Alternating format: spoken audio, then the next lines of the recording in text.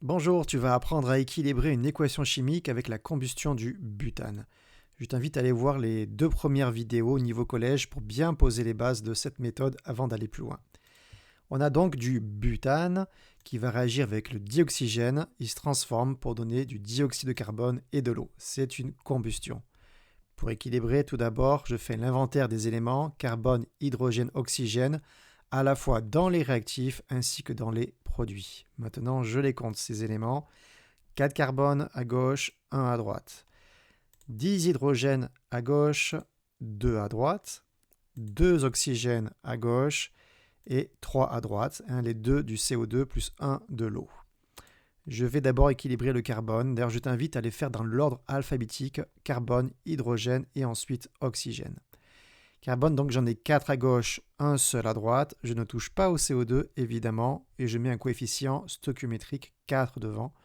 Comme ça, j'ai 4 carbones à gauche, 4 carbones à droite. Ça, c'est fait.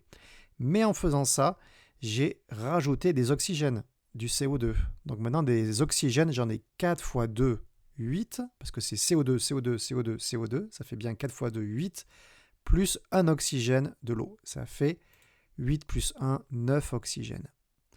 Maintenant, je passe aux hydrogènes. J'en ai 10 à gauche, 2 à droite. Pour arriver à 10, je vais faire 5 fois 2.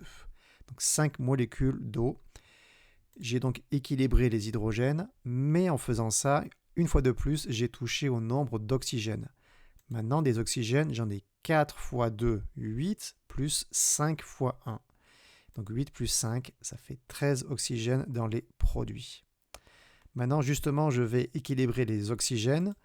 J'en ai donc 2 à gauche, 13 à droite. Donc la seule façon d'avoir 13 ici, parce que c'est un nombre impair et que O2 c'est un nombre pair, c'est 13 demi. Parce que 13 demi fois 2, ça fait 13.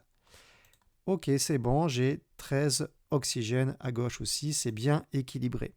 Sauf que, par convention, on va vraiment éviter d'avoir ces fractions dans des équations.